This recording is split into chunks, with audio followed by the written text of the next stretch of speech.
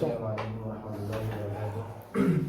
بسم اللہ الرحمن الرحیم، الحمد للہ رب العالمین، والصلاۃ والسلام علی رسول الامین محمد وعلی آلہ واصحابہ اجمعین، اما بعد، اعوذ باللہ من الشیطان الرجیم، بسم اللہ الرحمن الرحیم، رب اشرح لی صدری ویسر لی امری واحلل عقدۃ من لسانی یفقہوا قولی رب زدنی علما، آمین یا رب العالمین۔ جی کوئی صاحب ایک آیت تلاوت کر دیجیے، پہلے دوسرے پارے کی پہلی آیت سے۔ چلیے۔ بسم الله الرحمن الرحيم. سيقول السفهاء من الناس ما ولاهم عن قبلتهم التي كانوا عليها قل لله المشرق والمغرب يهدي من يشاء إلى صراط مستقيم. جی، سب سے پہلے ہم لوگ اللہ تعالیٰ کا بہت زیادہ شکر ادا کریں کہ اس کی توفیق سے اتنے وقت میں پہلا پارہ مکمل ہوا ہے۔ ٹھیک ہے، ہم دعا کرتے ہیں کہ اللہ تو ہم تمام لوگوں کو اس پارے میں جتنی بھی اہم باتیں ہمیں بتائی گئی تھیں ان تمام پر عمل کرنے کی توفیق دے، آمین یا رب العالمین۔ دوسری بات، میں چاہ رہا تھا کہ دوسرا پارہ شروع کرنے سے پہلے ہم لوگ اپنا محاسبہ کر لیں اور اپنے جو حالات ہیں، جو ہماری زندگی ہے، اس پر ایک بار نظر ڈال لیں اور ایک طرح سے محاسبہ کریں۔ محاسبہ یہ ہے کہ ہم نے پہلے پارے میں جتنی باتیں سیکھی تھیں، جتنی باتیں ہم نے پڑھی ہیں، اس کو لے کر ایک بار ہم لوگ سوچیں کہ آخر ہم نے چیزوں کو کتنا زیادہ جانا ہے، ہمارا علم کتنا بڑا ہے، ہماری معلومات کتنی بڑی ہے۔ سامعین، حقیقت یہ ہے کہ ہم لوگوں کے یہاں علم کی کچھ بھی اہمیت نہیں ہے، ہمارے یہاں علم کا کچھ بھی احترام نہیں ہے، ہم علم کو کچھ بھی اہمیت نہیں دیتے ہیں۔ یہاں پر علم سے میری مراد شرعی اور دینی علم ہے۔ جب بھی دنیاوی علم کی باری آتی ہے تو ہمارے پاس بہت زیادہ ڈگریاں ہیں اور ہم بہت حد تک اس میں آگے ہوتے ہیں، لیکن جب بھی دینی علم سیکھنے کی باری آتی ہے، جب بھی شرعی علم کی باری آتی ہے تو ہر شخص، ہر مسلمان اس میں بہت پیچھے نظر آتا ہے، اور جو سیکھنا بھی چاہتا ہے تو بس وہ مجبوری میں یا لوگوں کی وجہ سے آتا ہے اور سیکھ لیتا ہے۔ یہ چیز مناسب نہیں ہے۔ ایک بات مجھے بتائیے، ہم لوگ یہاں پر جو بیٹھے ہوئے ہیں یا ہم لوگ یہاں پر جو آئے ہیں، وہ ہم قرآن مجید کو سیکھنے کے لیے آئے ہیں کہ اس میں ہمیں کیا باتیں ملی ہیں۔ پہلے یہ بتائیے کہ کیا دنیا میں کوئی ایسی چیز ہے جو قرآن مجید کے برابر ہو سکتی ہے، مقام میں، اہمیت میں، فضیلت میں؟ بتائیں، کیا اس دنیا میں کوئی بھی ایسی چیز ہے کہ اسے لے لیا جائے اور قرآن کو چھوڑ دیا جائے؟ نہیں، یعنی قرآن کے ایکول اس دنیا میں کوئی بھی چیز نہیں ہے۔ جب قرآن اتنا زیادہ اہم ہے تو اس قرآن میں جو باتیں وہی بہت اہم ہوں گی، ظاہر سی بات ہے۔ اب جب انہی باتوں کو یہاں پر سکھایا جاتا ہے، جب انہی باتوں کا ہمیں یہاں پر علم دیا جا رہا ہے، تو ہمارے یہاں وہ شوق کیوں نہیں ہے، ہمارے یہاں علم کا وہ احترام کیوں نہیں ہے؟ میں نے کچھ اشعار لکھے ہیں آپ کے سامنے، ان کو آپ پڑھیے۔ شاعر کہتے ہیں کہ رأیت العلم صاحبہ کریم، شاعر کہتے ہیں کہ میں نے دیکھا ہے علم کو، کہ جس شخص کے پاس علم ہو اس کی بڑی عزت ہوتی ہے۔ صاحبہ کریم، وہ انسان بہت عزت والا ہوتا ہے، لوگ اس کا بڑا احترام کرتے ہیں۔ وعلیکم السلام۔ ولو، اگرچہ اس کے والدین نے اس کو برا بنا کر پیدا کیا، یعنی جب وہ پیدا ہوا ہو تب لوگ اسے برا بھلا بولیں، کوئی فرق نہیں پڑتا، لیکن جب اس برے انسان کے پاس علم آ جاتا ہے تو لوگ اس کا بے انتہا احترام کرنے لگ جاتے ہیں۔ اور آپ مجھے بتائیے، آج دنیا میں کس انسان کو عزت اور احترام نہیں چاہیے؟ احترام چاہیے نا۔ شاعر کہہ رہے ہیں کہ اگر آپ جو ہے علم والے بنتے ہیں، اگر آپ کے پاس علم آ جاتا ہے تو دنیا آپ کی عزت کرے گی، دنیا آپ کا احترام کرے گی۔ ایسے آج کہتے ہیں فلولا العلم، اگر علم نہیں ہوتا تو لوگ اچھے ہی نہیں بنتے، اگر علم نہیں ہوتا لوگوں کے یہاں اچھائی اور خیر پیدا ہی نہیں ہوتی۔ اور ولا عرف الحلال ولا الحرام، حلال کیا ہے، حرام کیا ہے، خیر کیا ہے، شر کیا ہے، جائز کیا ہے، ناجائز کیا ہے کچھ بھی معلوم نہیں ہوتا. یہ علم کی اہمیت ہے.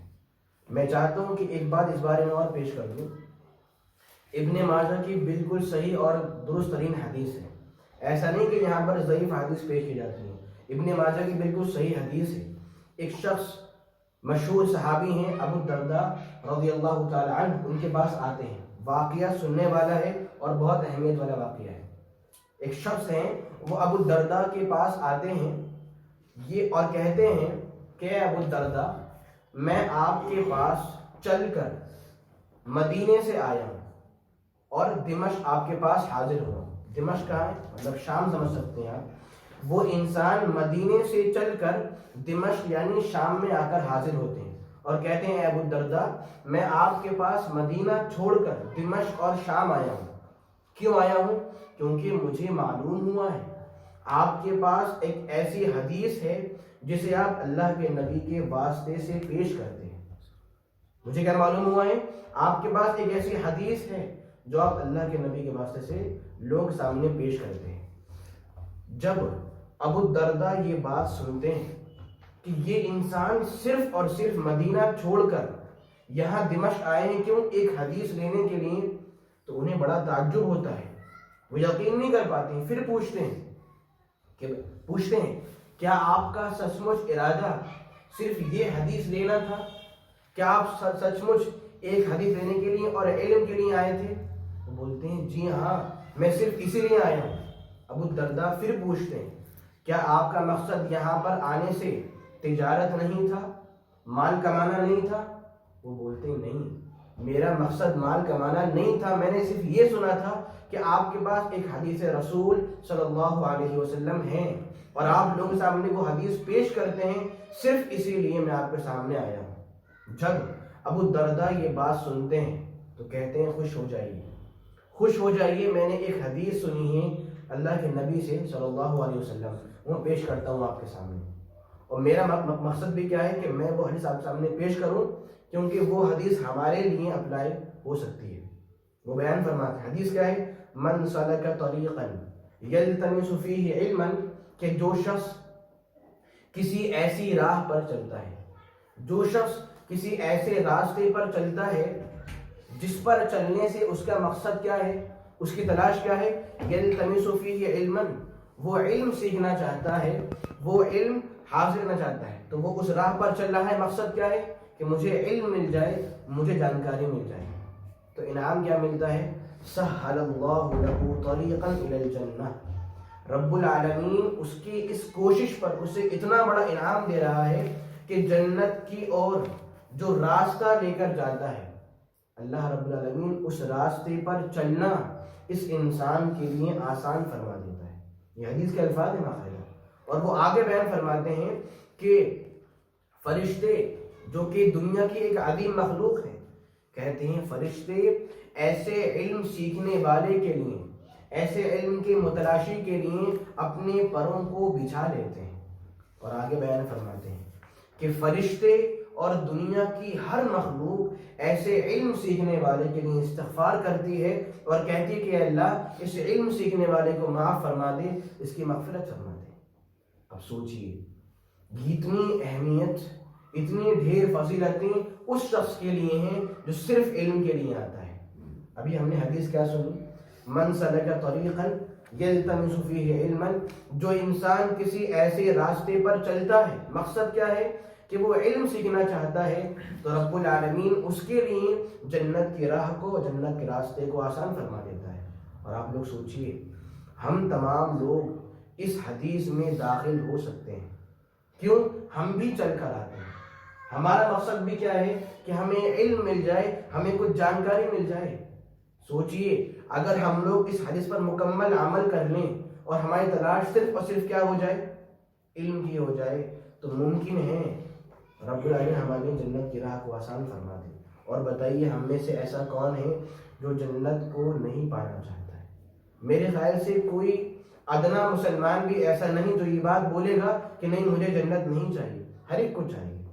کرنا کیا چاہیے, ایک جذبہ پیدا کریں. آپ سوچئے جب ہم لوگ یہاں پر اس کلاس میں پہلی بار حاضر ہوئے تھے تو ہمارے یہاں علم سیکھنے کا جو جذبہ تھا، جو شوق تھا، کیا وہ آج بھی باقی ہے؟ کچھ دیر کے لیے سوچیے. جس جذبے سے ہم اس دن آئے تھے کہ ہم کچھ سیکھیں گے، ہمیں جاننے کو ملے گا، کیا وہ شوق آج بھی باقی ہے؟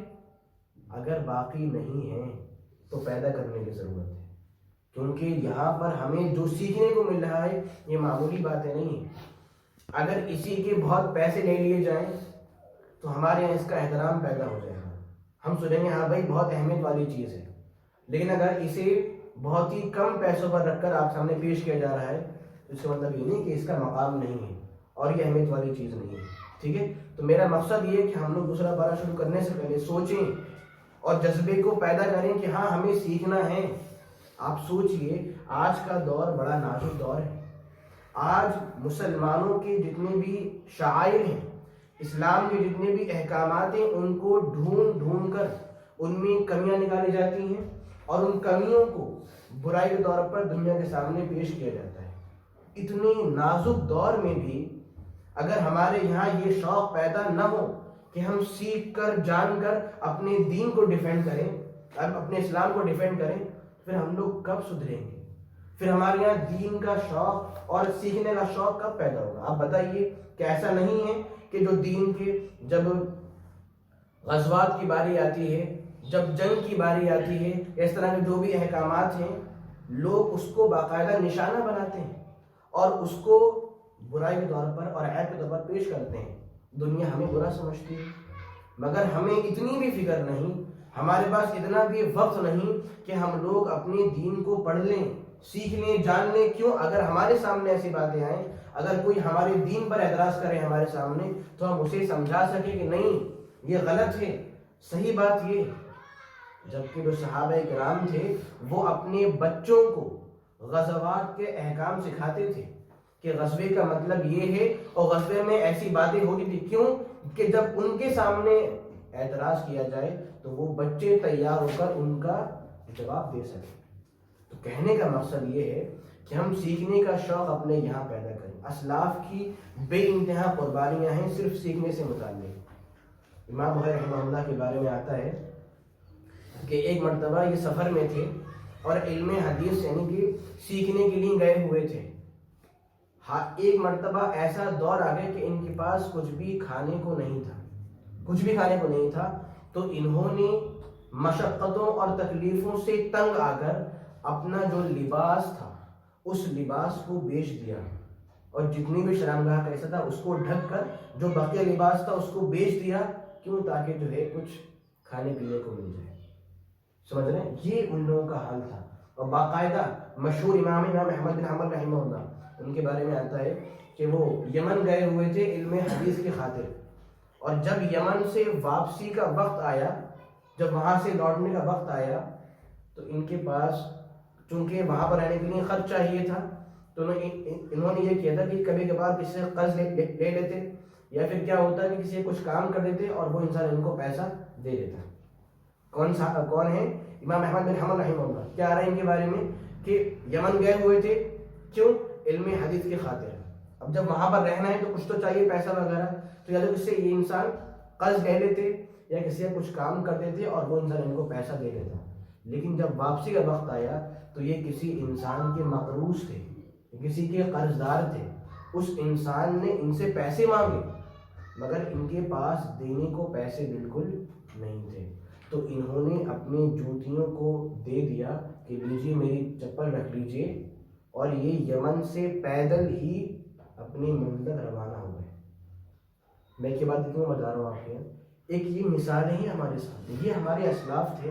آپ سوچئے اگر انہوں نے آج محنت اتنی نہیں کی ہوتی اس دن تو کیا ہمیں علم مل جاتا؟ یہ لوگ گئے محنت کر کے سیکھنے کے لیے، انہوں نے دور دراز کے سفر کیے، کیوں؟ تاکہ انہیں مل جائے، اور جب انہیں علم ملا تو ان کی وجہ سے آج ہمیں کچھ سیکھنے کو مل رہا ہے. اگر یہ قربانی نہ دیتے تو ہمارے پاس یہ علم نہیں ملتا. ہم دعا کریں کہ اللہ تو ہمارے یہاں سیکھنے کا جو شوق ہے اس جذبے کو پیدا فرما دے. آمین یا رب العالمین. آئیے ہم لوگ اپنے سلسلے پر آتے ہیں. آج ہمارے سامنے آیت نمبر 142 ہے سورۃ البقرہ کی، یعنی دوسرے پارے کی پہلی آیت ہے. رب العالمین کا ارشاد ہے سيقول السفهاء من الناس ما ولاهم عن قبلتهم التي كانوا عليها.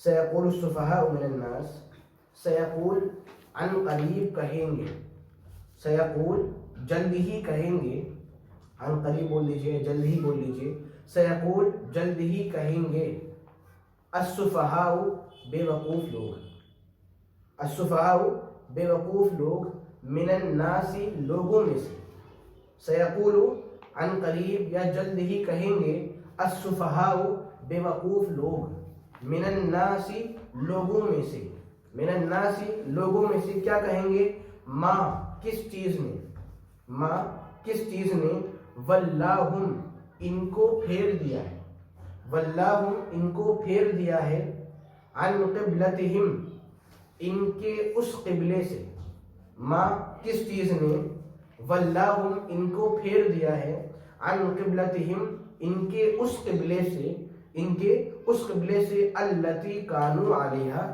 جس پر یہ لوگ تھے، التی جس پر کانوا یہ لوگ علیہا تھے، التی کانوا علیہا جس پر یہ لوگ تھے. قل اے اللہ کے نبی صلی اللہ علیہ وسلم آپ بیان فرما دیجئے، آپ کہہ دیجئے، للہ اللہ کے لیے، للہ اللہ کے لیے ہے، المشرق مشرق، والمغرب اور مغرب. قل اے اللہ کے نبی صلی اللہ علیہ وسلم آپ ارشاد فرما دیجئے، للہ اللہ کے لیے، المشرق مشرق، والمغرب اور مغرب، یہدی اور وہ ہدایت دیتا ہے، یہدی اور وہ ہدایت دیتا ہے، من یشاء جسے چاہتا ہے، من یشاء جسے چاہتا ہے، الی صراط ایسے راستے کی طرف، الی صراط ایسے راستے کی طرف، مستقیم جو سیدھا ہے، یعنی وہ جسے چاہتا ہے اسے سیدھے راستے کی رہنمائی اور ہدایت دے دیتا ہے. تو یہ آیت ہمارے سامنے آیت نمبر 142 ہے. دیکھیے یہاں پر اصل میں ذکر چل رہا ہے قبلے کے تحویل کیے جانے کا. آپ لوگ جانتے ہیں کہ پہلے مسلمانوں کا جو قبلہ تھا وہ کیا تھا، بیت المقدس تھا. اسے کچھ لوگ بیت المقدس بولتے ہیں اور کچھ لوگ کیا بولتے ہیں، بیت المقدس. دونوں طرح کا تلفظ رائج لوگوں میں جو مشہور ہے وہ کیا ہے، بیت المقدس. خیر تو پہلے قبلہ کیا تھا، بیت المقدس تھا. اور جب اللہ کے نبی صلی اللہ علیہ وسلم مدینہ تشریف لے آئے تو مدینہ تشریف لے کے آنے کے بعد بھی لگ بھگ 16 مہینوں تک آپ نے اسی اور منہ کر کے نماز ادا کی ہے. اس کے بعد جا کر قبلہ ہمارا چینج ہوا تھا. خیر تو ذکر چل رہا ہے تحویل قبلہ یا پھر قبلے کے بدلے جانے کا. اب حکمت کی والی بات دیکھیے آپ کہ ابھی قبلہ بدلا نہیں ہے، مگر قبلہ بدلے جانے پر لوگ جو اعتراض کریں گے، لوگ جو باتیں بولیں گے، رب العالمین نے وہ حکم نازل کرنے سے پہلے ہی لوگوں کا اعتراض پیش کر دیا ہے. سمجھیے اس بات کو، ابھی یہاں پر قبلے کے بدلنے کی باری نہیں آئی ہے، مگر قبلہ جب بدلے گا لوگ اس وقت جو اعتراض کریں گے، جو کمنٹس کریں گے، اللہ رب العالمین نے ان اعتراضات کو قبلے کا حکم اتارنے سے پہلے ہی پیش کر دیا ہے. وہ اعتراض یہاں پر ہمارے سامنے پیش ہے. آیت دیکھیے، سیقول السفہاء من الناس کہ عن قریب لوگوں میں سے بے وقوف لوگ بولیں گے. سفہاء بولتے ہیں بے وقوف کو ہی، میں نہیں کہ اپنے پاس سے بول رہا ہوں. سیقول السفہاء من الناس لوگوں میں سے بے وقوف لوگ بولیں گے، ما ولاہم کہ ان مسلمانوں کو کس چیز نے پھیر دیا ہے، عن قبلتہم التی کانوا علیہا اس قبلے سے جس پر یہ لوگ تھے. بے وقوف لوگ کیا بولیں گے کہ مسلمانوں کو اس قبلے سے کس چیز نے پھیر دیا ہے ان لوگوں کو کہ جس قبلے پر یہ لوگ تھے. یعنی اعتراض یہاں پر پیش کیا جا رہا ہے کہ دیکھیے جب ہم لوگ آیات اتار دیں گے کہ آپ اب اپنا قبلہ بدل لیجئے تو قبلے کے بدلے جانے کے موقع سے لوگ جو اعتراض کریں گے ان میں سے ایک اعتراض یہ بھی ہے کہ آخر کیا وجہ ہے، یہ لوگ کیوں انہوں نے اپنے اس قبلے کو چھوڑ دیا ہے اور اب نئے قبلے کو اپنا لیا ہے، کیا وجہ ہو سکتی ہے. اب دیکھیے یہاں پر رب العالمین نے بیان فرمایا سیقول عن قریب کہیں گے. سین بولتے ہیں کہ فیوچر میں اگر کوئی کام جلد ہی ہونے والا ہو تو وہاں بولتے ہیں سین. سیقول مطلب جیسے ہی قبلے کے بدلنے کی آیتیں اتریں گی اس کے فوراً بعد ہی یہ لوگ بولیں گے کہ کیا مسئلہ ہو گیا ہے. ایک بات. دوسری بات, اللہ نے ایسے لوگوں کو بیوقوف کہا, السفہاء من الناس, کہ لوگوں میں سے کچھ بیوقوف ایسے ہیں جو بولیں گے. اب چاہیں وہ بیوقوف آپ بول لیں کن کو, منافقین کو, وہ لوگ بھی اعتراض کرنے والے تھے, یا بیوقوف سے مراد آپ کون لیں, یہود کو, عیسائی وغیرہ کو, یا بیوقوف سے مراد کون ہو سکتے ہیں, مشرکین مکہ جو مشرکین وغیرہ ہیں, کوئی بھی ہو. مگر رب العالمین نے ایسے لوگوں کو بیوقوف کہا. جبکہ ہم کسے بیوقوف سمجھتے ہیں, جو انسان, ہاں جو آج کل کیا مسئلہ ہے, جو انسان سچ ہی بولے, جھوٹ نہ بولے کاروبار میں, وہ انسان ہمارے یہاں کیا ہے, بہت بڑا بیوقوف ہے. لیکن اب یہاں پر کیا ہے, یہاں پر بیوقوف وہ انسان ہے جو اپنا دینی نقصان کر لے. بیوقوف کون ہے یہاں پر, وہ انسان جو اپنا دینی نقصان کر لے. کیا مطلب, آپ کو یاد ہوگا سورہ بقرہ کے آیت نمبر 130 میں تھا کہ وَمَن يَرْغَبُ عَن مِّلَّةِ إِبْرَاهِيمَ إِلَّا مَن سَفِهَ نَفْسَهُ, کہ جو شخص ابراہیم علیہ السلام کے طریقے اور ان کے جو بھی منہج ہے اس کو چھوڑ دے تو وہ انسان بیوقوف ہے. کیا مطلب تھا, یعنی جو انسان توحید کو چھوڑ دے, کیونکہ ان کی ملت کیا ہے, توحید ہی ہے, تو جو انسان توحید کو چھوڑ دے وہ انسان کیا ہے, بیوقوف ہے. وہی بات یہاں پر بھی ہے کہ لوگوں میں سے جو بیوقوف ہیں, مطلب جن کے یہاں دینی بیوقوفی ہے, جو لوگ دینی طور پر بیوقوف ہو سکتے ہیں. اب یہ لوگ کون ہیں, مطلب جن کے یہاں اتنی سمجھ بھی نہیں کہ وہ دینی باتوں کو سمجھ سکیں, تو وہ لوگ کیا ہیں, دینی بیوقوف ہیں. ابھی کیسے بات آئے گی, تو کیا ہے کہ جو لوگ بیوقوف ہیں وہ لوگ بولیں گے, کیا بولیں گے, کہ آخر مسلمانوں کا جو قبلہ تھا کس چیز نے ان کے قبلے کو بدل دیا ہے, یہ ان کی بیوقوفی ہے.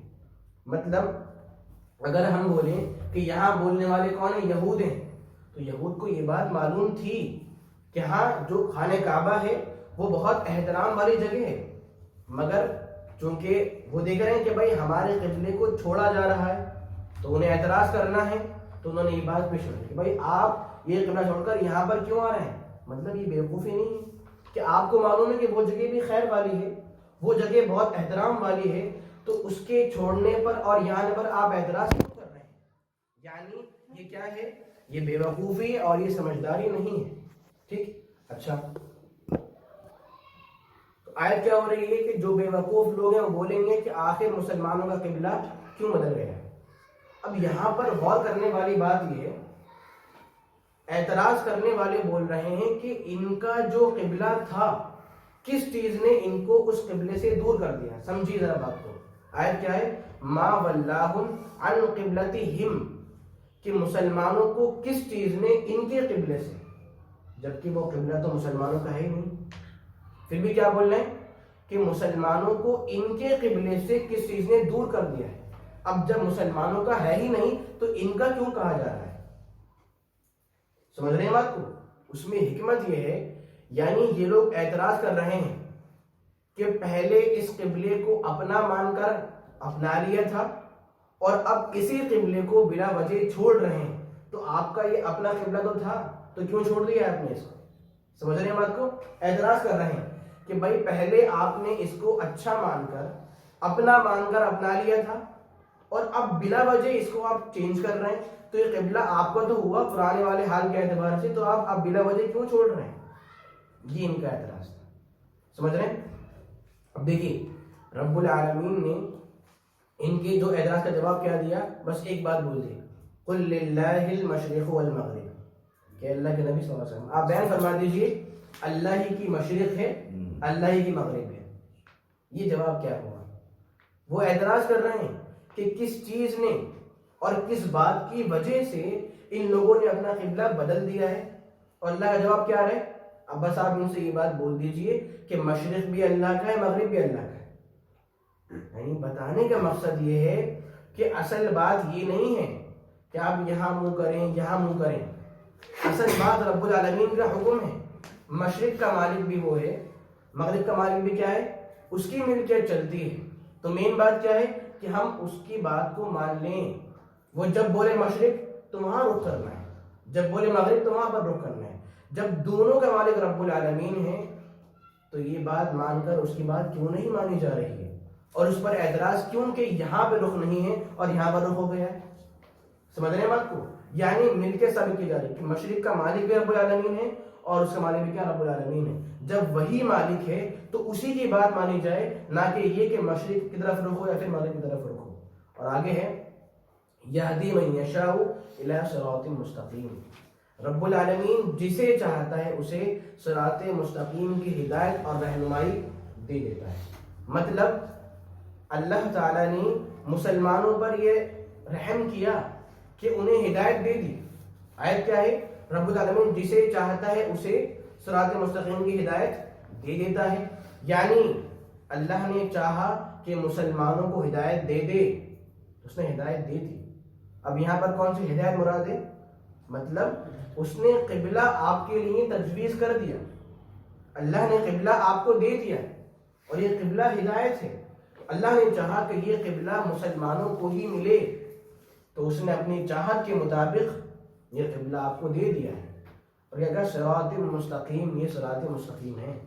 دیکھیے جو عرب لوگ ہیں وہ سوچتے ہیں کہ کوئی بھی راستہ اس وقت تک صراط نہیں ہوگا جب تک کہ اس میں 6 خوبیاں نہیں ہوں۔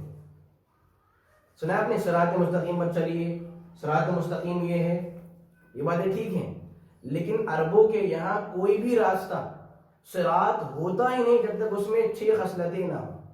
اب میں خیر ان کو تو پیش نہیں کر رہا ہوں، صرف بات بتا رہا ہوں آپ لوگوں کو میں، یعنی کہ صراط مستقیم بہت ہی خاص راستہ ہے۔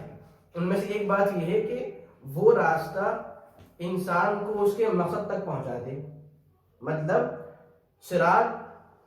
راستہ صراط تبھی ہوگا جب اس میں 6 پوائنٹس ہوں اور 6 ایک ساتھ پائے جائیں۔ ان میں سے ایک کیا ہے کہ وہ راستہ ایسا راستہ ہو جو انسان کو اپنے مقصد تک پہنچا دے۔ کبھی کیا ہوتا ہے آپ کسی راہ پر نکل گئے اور کہیں اور بھٹک جاتے ہیں اور جو منزل تھی انسان وہاں تک پہنچ نہیں پاتا ہے، تو عرب بولتے ہیں صراط نہیں ہے یہ، صراط تو وہی راستہ ہو سکتا ہے جس پر چلتے ہی انسان اپنے مقصد تک پہنچ جائے۔ تو کیا ہے؟ یہدی من یشاء الی صراط مستقیم، رب جسے چاہے اسے صراط مستقیم کی رہنمائی اور ہدایت دے دیتا ہے۔ خیر، تو یہ آیت تھی کہ جب بھی جیسے ہی قبلے کی آیات اتریں گی تو لوگ فوراً یہ اعتراض کریں گے کہ کس وجہ سے اور کس حکمت کے پیش نظر ان لوگوں نے اپنے پرانے قبلے کو بدل لیا ہے اور اب نئے میں اس کو اپنا لیا ہے۔ ٹھیک ہے، یہ آیت یہاں پر مکمل ہوتی ہے۔ اب ہمیں اس آیت سے کیا بات سیکھنے کو مل رہی ہے جو ہمارے لیے ایک طرح سے سیکھنے والی ہو سکتی ہے؟ اللہ ہمیں جو حکم دے ہمیں وہ ماننا چاہیے۔ جی، اور یہی بہت ساری باتیں ہو سکتی ہیں، آج تو مجھے ہی بتانی ہے بہت ساری باتیں۔ اللہ نے پہلے ہی بتا دیا تھا کہ وہ کیا بولیں گے، مطلب آیتوں میں کہ یہ اپنا قبلہ کیوں چینج کر رہا ہے۔ بہت اچھے، یعنی کہ مطلب کیا نکلا کہ رب العالمین کو آگے کا بھی علم ہے، جو چیزیں آگے ہونے والی ہیں اس نے پہلے ہی بتا دیا، تو اسے آگے کا بھی کیا ہے؟ علم ہے۔ ایسے ہی اور اللہ کا حکم ماننا چاہیے، اللہ کا حکم ماننا چاہیے۔ جی جناب، کچھ بات؟ آگے بول، جی آگے بول۔ اچھا، اور کوئی صاحب کوئی نئی بات اس کے علاوہ؟ کوئی نئی بات؟ بیوقوف وہ نہیں ہے جو مطلب چال بازی کرے، بیوقوف وہ ہے جو حق کا انکار کرتا ہے۔ چلیے کہہ سکتے ہیں آپ۔ ویسے یہاں پر جو مین مراد ہے وہ یہ کہ دنیاوی بیوقوف، جو بیوقوف وہ تو خیر ہے ہی، جو بھی ہو آپ سمجھے وہ الگ مسئلہ ہے۔ یہاں بات ہے دین کی، کہ دین میں وہ انسان بیوقوف ہے جو بھلے برے کو پہچانے ہی نہیں اور بھلے کو برا سمجھ کر اسے پیش کر دے۔ جب انہیں کیا سوچا کہ قبلے کی طرف منہ کرنا یہ برائی ہے، اسے عیب کے طور پر پیش کر رہے ہیں کہ ان لوگوں نے قبلہ کیوں بدل لیا اور اسے کیوں اپنا لیا جبکہ یہ خیر تھی۔ تو یہ لوگ بیوقوف بن گئے کہ خیر کو برائی سمجھ کر اسے عیب کے طور پر پیش کرنا ہے۔ اور کوئی نئی بات؟ اچھا، یہ جو پرانا والا ہمارا قبلہ تھا تو یہ مطلب جیسے نیا والا تو ابراہیم علیہ السلام نے وہ کرا تھا اس کو تعمیر، پرانا والا کس نے کرا؟ کون سا پرانا والا؟ بیت بیت المقدس۔ المقدس۔ جی، یہ باتیں آتی ہیں کہ سلیمان علیہ السلام نے اس کو جو ہے بنایا تھا، باقی باتیں میرے ذہن میں نہیں، واللہ عالم، دیکھنا پڑے گا۔ خیر، تو یہ چند باتیں تھیں۔ اب فائدے بتانے سے پہلے ایک بات آپ کو میں اور بتاؤں. علماء یہاں پر جب بھی قبلے کے بدلنے کی باری آتی ہے تو ایک بات پیش کرتے ہیں کہ پہلے اللہ کے نبی صلی اللہ علیہ وسلم نے بیت المقدس کو قبلہ بنا لیا تھا, ٹھیک ہے, اور اس کے بعد آپ کا قبلہ کیا بن گیا؟ کعبۃ اللہ. ذرا غور سے بات سنیں گا. تو آپ نے جو پہلی مرتبہ بیت المقدس کو اپنا قبلہ بنایا تھا, کیا یہ آپ کی ذاتی کوشش تھی یا اللہ نے آپ کو اس بات کا حکم دیا تھا؟ سمجھ رہے ہیں بات کو؟ آپ نے اسے اپنا قبلہ بنا لیا, ٹھیک ہے, تو کیا یہ آپ کا محض اجتہاد تھا, آپ کی کوشش تھی, یا اللہ نے آپ کو ایسا حکم دیا کہ آپ اسے اپنا قبلہ ابھی کے لیے بنا لیجیے؟ کیا سوچتے ہیں؟ پہلے آپ لوگ بتائیے. پھر بات کرتے ہیں. اللہ نے حکم دیا تھا. نبی کا دل تو یہی کرتا تھا کہ ادھر ہی مڑ جائے نماز کے لیے. نہیں, ابھی بات ہے پرانے والے قبلے کی. اسے جو آپ نے اپنا قبلہ بنایا تو آپ کی کوشش تھی یا اللہ نے اس بات کا حکم دیا تھا؟ اللہ نے دیا. یہ لگ رہا ہے مجھے سب لوگ یہی بات بولیں گے, اللہ نے حکم دیا, کوشش نہیں تھی.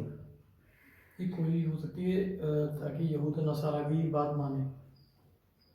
چلیے, اور کوئی نہیں بولے گا ہاں دونوں باتیں ہو سکتی ہیں, سب نے ایک بات مان لی ہے بھائی, ایک بات یہ بھی ہو سکتی ہے کہ کسی نے کہا یہ کسی نے کہا یہ, نہیں دونوں باتیں ہو سکتی ہیں. یہی بات ہے, دونوں باتیں ہو سکتی ہیں. علماء نے دونوں باتیں پیش کی ہیں. لیکن اگر دیکھیے پہلے بتاؤں کوشش والی جو بات ہے, اصل میں اللہ کے نبی صلی اللہ علیہ وسلم کی عادت تھی کہ جب بھی کسی مسئلے کے بارے میں کوئی صاف اور صریح حکم آپ کو نہیں ملتا تھا تو آپ کیا سوچتے کہ مشرکین تو مکمل شرک پر ہیں, ان کے یہاں تو کوئی خیر ہی نہیں ہے, تو آپ یہود اور نصارہ کی موافقت کر لیتے کہ ان لوگوں کا دین تو آسمانی دین ہے, ان کے یہاں انبیاء کرام آئے ہیں تو ان کے یہاں کچھ تو خیر ہوگی. تو جب بھی کسی حکم میں کوئی وضاحت موجود نہیں ہوتی تو آپ اس مسئلے سے متعلق یہود اور عیسائیوں کی بات ان کو مان لیتے, اور جن کے جو طریقہ ہوتا آپ اس کو اپنا لیتے, اور جب وحی آتی تو آپ اس کو چھوڑ کر وحی کو اپنا لیتے. سمجھ رہے ہیں؟ یہ آپ کی کوشش تھی. تو کچھ علماء نے کیا بات بولی کہ یہ آپ کی کوشش تھی. جب آپ نے دیکھا کہ بھائی قبلہ میں کہاں رخ کروں, اللہ نے کوئی وضاحت نہیں کی, تو آپ نے کوشش کی اور یہود کا جو قبلہ تھا بیت المقدس اس کو اپنا لیا. بعض نے کیا بات بولی, نہیں, یہاں پر اللہ نے آپ کو ایسا حکم دیا تھا کہ آپ جو ہے بیت المقدس کو اپنا قبلہ بنا لیجئے. اگر ہم یہی والی بات مان لیں, ذرا غور سے بات سنیں, اگر ہم دوسری والی بات مان لیں کہ اللہ نے اپنے نبی کو اس بات کا حکم دیا تھا کہ آپ بیت المقدس کو اپنا قبلہ بنا لیں, تو یہ بتائیے کیا قرآن میں ایسی آیت موجود ہے جہاں پر یہ بات لکھی ہو کہ ہاں ہم اپنے نبی کو حکم دے رہے ہیں کہ آپ بیت المقدس کو ابھی کے لیے اپنا قبلہ بنا لیجیے؟ ایسی بات موجود ہے؟ نہیں. حدیث موجود ہے مگر آپ کے پاس وہی تو آتی تھی نا. وہی آ رہی تھی آپ کے پاس, بالکل صحیح ہے, لیکن کیا ایسی بات موجود ہے؟ اس سے کیا بات سیکھنے کو ملی کہ کافی باتیں حدیث سے, ہاں سب کچھ قرآن میں موجود نہیں ہے. منکرین حدیث کیا مانتے ہیں کہ پرانا قبلہ بیت المقدس تھا.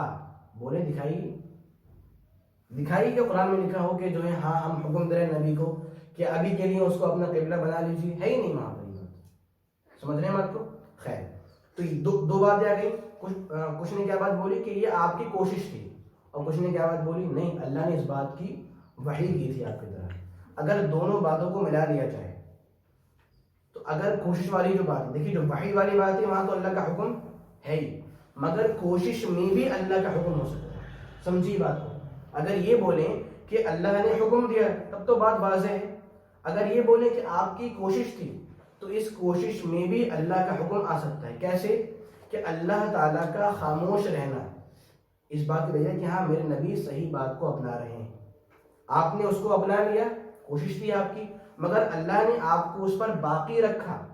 اللہ کا آپ کو اس چیز پر باقی رکھنا اس کی ہاں یہ کیا ہاں کہ یہ چیز درست ہے, یہ غلط نہیں. کیوں اگر غلط ہوتی تو اللہ تعالیٰ رہنمائی فرما دیتا.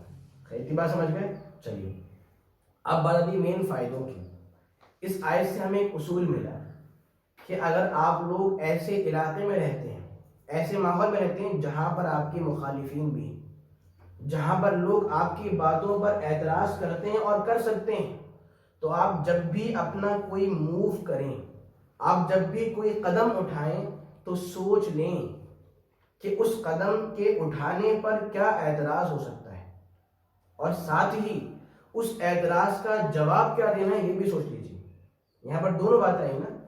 قدم کیا ہے کہ قبلے کا جو حکم ہے وہ اترنے والا یہ قدم اٹھانا ہے، مگر اس پر اعتراض ہونے والا تھا کہ بھائی کیوں قبلہ بدل گیا. ٹھیک ہے، تو پہلے اللہ نے اعتراض پیش کر دیا کہ مسلمان ہو جائیں، مائنڈلی پریپیئر ہو جائیں، ہاں بھائی یہ اعتراض آنے والا ہے. پھر اس کا جواب بھی دیا کہ قل للہ المشرق والمغرب، کہہ دیجئے کہ مشرق و مغرب کا مالک کون ہے؟ رب العالمین ہے. تو کیا بات سیکھنے کو ملی کہ جب مخالفین کا ڈر ہو، آپ کو ڈر ہے کہ وہ آپ پر کمنٹ کریں گے، تو پہلے ہر موو پر سوچ لی کہ اچھا یہ کروں گا تو ان کا یہ اعتراض میرے سامنے آئے گا. اگر سوچ لیں گے تو آپ اس کا جواب بھی دے پائیں گے. اور یہ اسوہ نبوی صلی اللہ علیہ وسلم. صحیح بخاری کی حدیث ہے کہ آپ نے حضرت معاذ کو بھیجا تھا اہل کتاب کی طرف. تو آپ نے کہا کہ اے معاذ ذرا ہوشیار رہیے گا، آپ اہل کتاب کے پاس جا رہے ہیں، جب آپ ان کے پاس جائیں تو ان باتوں کی روشنی میں ان سے ڈیل کیجیے. سمجھ رہے ہیں؟ یعنی انسان اپنے آس پاس والوں کا بھی اعتبار کرے اور دیکھے کہ میرے کس موو پر کیا اعتراض ہو سکتا ہے، تاکہ وہ پہلے سے اس کے لیے تیار ہو جائے. ٹھیک ہے، اور کوئی فائدہ؟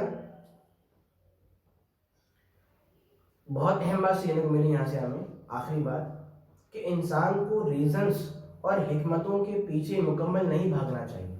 دیکھ رہے ہیں ہم یہاں پر جو منافقین یا پھر یہود وغیرہ وہ لوگ کیا بول رہے ہیں کہ کیا وجہ ہے، کیوں آخر قبلہ بدل رہے ہیں. مطلب وہ لوگ وجہ جاننا چاہ رہے ہیں کہ ہمیں وجہ بتائی جائے تبھی ہم لوگ مانیں گے، جبکہ وجہ کچھ نہیں. یہاں پر کیا ہوا کہ بس مشرق و مغرب کا مالک کون ہے؟ اللہ رب العالمین. بس صرف یہ وجہ پیش کر دی گئی. سمجھ رہے ہیں بات کو؟ یعنی انسان حکم کو تب مانے جب اسے مکمل وجہ معلوم ہو. یہ طریقہ اہل ایمان کا نہیں ہے. میں یہ بات کیوں کہہ رہا ہوں؟ کیونکہ اب بھی کچھ بہت سارے ایسے لوگ ہیں جو کہتے ہیں بھائی یہ حکم ہماری ذرا سمجھ میں نہیں آ رہا ہے، اس کی حکمت کیا ہے، اللہ نے اس کا حکم کیوں دیا ہے اور کیا وجہ ہو سکتی ہے، ذرا ہماری بات سمجھ میں نہیں آ رہی ہے. تو عقل وہاں چلائیں جہاں پر کام چل سکتا ہے. اب جہاں پر بات ہی ماننا ہے تو وہاں پر مسئلہ نہیں ہے. سمجھ رہے ہیں آپ؟ اب آپ سوچئے، اور کوئی انسان سوچے بھائی میں 5 وقت کی نمازیں نہیں پڑھوں گا، کیوں؟ اللہ نے کیوں حکم دیا ہے کہ صبح اٹھیں پھر یہ کریں.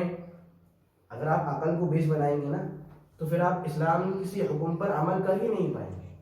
سمجھ رہے ہیں بات کو؟ یعنی حکمتوں کے پیچھے بھاگنا، ریزنس کے پیچھے ہی بھاگنا اور حکم تب ماننا جب ہمیں ریزنس معلوم ہو، یہ طریقہ اہل ایمان کا طریقہ نہیں ہے. ہم دعا کرتے ہیں کہ اللہ تو ہم تمام لوگوں کو قرآن کی صحیح سمجھ لینے کی توفیق عطا فرما. آمین. وآخر دعوانا الحمد للہ. سبحانک اللہم و بحمدک، نشہد ان لا الہ الا انت، نستغفرک و نتوب الیک.